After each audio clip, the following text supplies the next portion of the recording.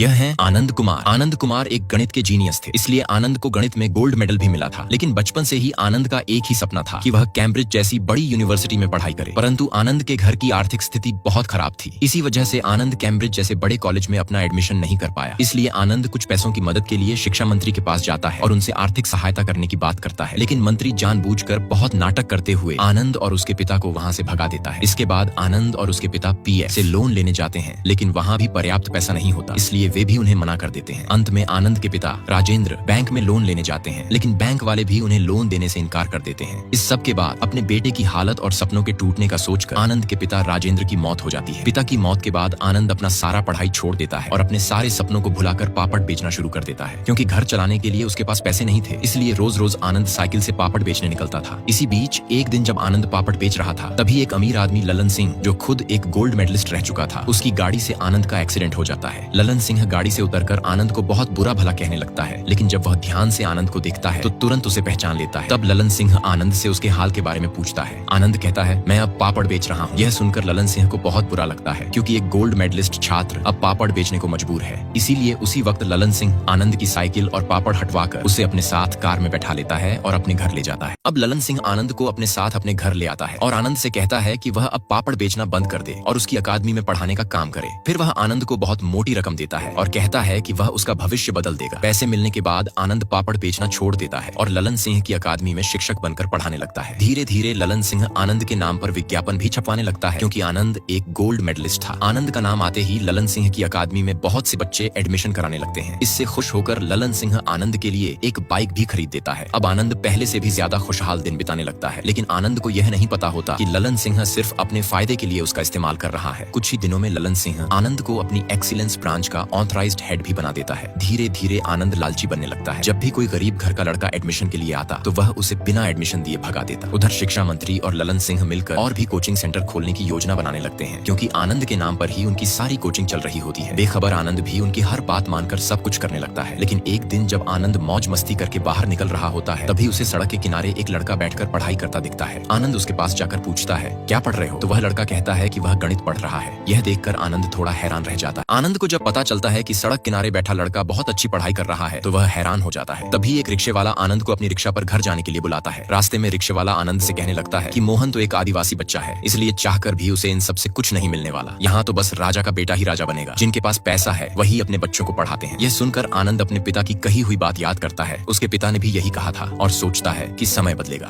अब राजा का बेटा ही राजा नहीं बनेगा, बल्कि जो हकदार होगा वही बनेगा। यह सोचकर आनंद पूरी तरह चकित हो जाता है। सुबह होते ही वह अपने सभी लालच भूलकर अपनी बाइक छोड़ देता है और पिता की साइकिल की चेन लगवाता है। फिर आनंद गरीब बच्चों को मुफ्त पढ़ाने के लिए आईआईटी की फ्री कोचिंग शुरू करने का ऐलान करता है। उसने अपनी कीमती चैन और घड़ी निकालकर पहने और खुद भी पहले जैसा मेहनती और साधारण जीवन अपना लिया। आनंद कोचिंग के लिए एक पुराना खंडहर जैसा घर किराए पर ले आता। जब तालाबंदी के बाद उसके जाने पर ललन सिंह की अकादमी के छात्र पूछते हैं कि वे सिर्फ आनंद सर के पास पढ़ने आए थे, इसलिए यदि आनंद सर नहीं आएंगे तो वे अकादमी छोड़ देंगे। तो ललन सिंह बहुत परेशान हो जाता है। अब आनंद जैसे ही गरीब बच्चों के लिए मुफ्त में कोचिंग देना शुरू करता है, वैसे ही लालन सिंह आकर आनंद से कहता है कि वह उसके साथ चले, लेकिन आनंद साफ साफ मना कर देता है और कहता है, मैंने अब इन गरीब बच्चों को पढ़ाने की ठान ली है, इसलिए मैं यहीं रहकर इन्हें पढ़ाऊंगा। ये सुनकर लालन सिंह गुस्से में कहता है, तुम इन गरीब बच्चों को पढ़ाकर कौन सा झंडा गाड़ लोगे? इन्हें छोड़ो और मेरे साथ अकेडमी में चलो। तब आनंद जवाब देता है, मैं दिखा दूंगा कि ये गरीब बच्चे भी क्या कर सकते हैं। यह सुनकर लालन सिंह बहुत गुस्सा हो जाता है और वहाँ से चला जाता है। रात होते ही जब आनंद खाना खाने बैठता है, तभी उसे लालन सिंह की बातें याद आती हैं। इसलिए वह तुरंत अपने सभी गरीब बच्चों के पास जाता है और वहाँ पहुंचकर देखता है कि सभी बच्चे बिना पढ़े चुपचाप बैठे हुए हैं। यह देखकर आनंद सबको कहता है, क्या उस लालची और घटिया लालन सिंह की बात सुनकर तुम सब डर गए हो क्या? तुम्हें समझना चाहिए कि हम सब गरीब घरों में पैदा हुए हैं, इसलिए हमें ही मजबूत बनना पड़ेगा। अपने सपनों के लिए तैयारी करो और उस लालन सिंह को दिखा दो कि तुम लोग भी कुछ कर सकते हो। तब सभी बच्चे हिम्मत दिखाते हुए कहते हैं, हाँ सर, हम भी दिखा देंगे कि हम क्या कर सकते हैं। उधर लालन सिंह की अकेडमी में बच्चों के माता पिता बार बार पूछते रहते हैं, आनंद सर कब आएंगे पढ़ाने के लिए? लेकिन लालन सिंह के पास जवाब देने के लिए एक भी शब्द नहीं होता, इसलिए वह चुपचाप रह जाता है। अब आनंद के पास बहुत से गरीब घरों के बच्चे पढ़ने के लिए आने लगे, लेकिन तभी एक लड़का आनंद के पास आया और बोला, सर मुझे भी आपकी क्लास में ले लीजिए। आनंद ने कहा, अभी क्लास पूरी भर चुकी है। यह सुनकर वह लड़का उदास होकर बोला, प्लीज सर मुझे भी ले लीजिए, मैं सिर्फ एक नंबर से फेल हुआ था। तब आनंद ने मुस्कुराते हुए कहा, तुम सबको यह समझना चाहिए कि सिर्फ वही एक नंबर लाखों बच्चों को असफल कर देता है। जब तक तुम सब यह बात नहीं समझोगे, तब तक तुम लोग आईआईटी जैसे बड़े इम्तिहान पास नहीं कर पाओगे। इसलिए इस साल मेहनत करो और अगले साल फिर से कोशिश करना। वह लड़का उदास होकर जाने से पहले आनंद के पैर छूकर आशीर्वाद लेता है और वहाँ से चला जाता है। इसके बाद आनंद सभी बच्चों से उनका नाम और जानकारी पूछता है। तब हर बच्चा अपनी गरीबी की कहानी सुनाता है। कोई बताता है कि वह मजदूरी करता है, कोई कहता है कि उसके घर में खाने को भी नहीं है। यह सब सुनकर आनंद बहुत दुखी हो जाता है। तभी एक बच्चा कहता है, सर मैं आपके पास पढ़ने के लिए 2 दिन से बिना खाए पैदल चलकर आया हूँ। और एक दूसरा बच्चा कहता है, सर मैं पटना से आया हूँ, मेरे पास पैसे नहीं थे, इसलिए मैंने घर की मुर्गी बेचकर यहाँ आने का इंतजाम किया। ये सुनकर आनंद का दिल भर आता है, उसे दुख भी होता है और गर्व। इसी बीच लल्लन सिंह आनंद के पास आता है। वह बड़ी मीठी मीठी बातें करता है और हर बच्चे को ज्यामिति बॉक्स बांटने लगता है। वह कहता है, आनंद जी अगर आप मुझसे कहते तो मैं आपके लिए एक बड़ा सेंटर बनवा देता।